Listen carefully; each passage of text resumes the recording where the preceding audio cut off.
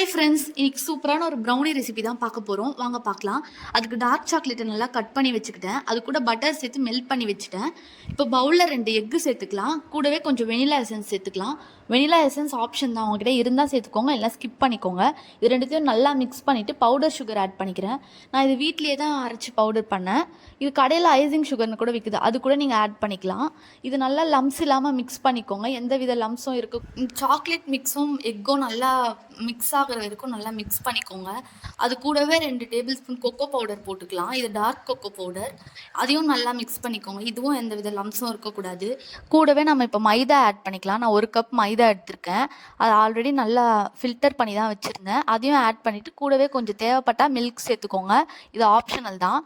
கூடவே உங்களுக்கு பிடிச்ச நட்ஸ் ஆட் பண்ணிக்கோங்க. நான் எனக்கு வால்நட்டும் ஆல்மண்டும் ஆட் பண்ணியிருக்கேன். இதையும் மிக்ஸ் பண்ணிவிட்டு ஒரு பேக்கிங் டின்னுக்கு நான் மாற்றிக்கிறேன்.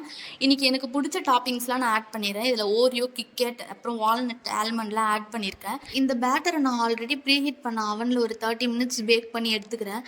நல்லா பேக் ஆகி வந்ததுக்கப்புறம் ஒரு ஸ்டிக் வச்சு குத்தி பார்த்தீங்கனாலே தெரியும், அதில் எதுவுமே ஒட்டாமல் வந்திருக்கும்.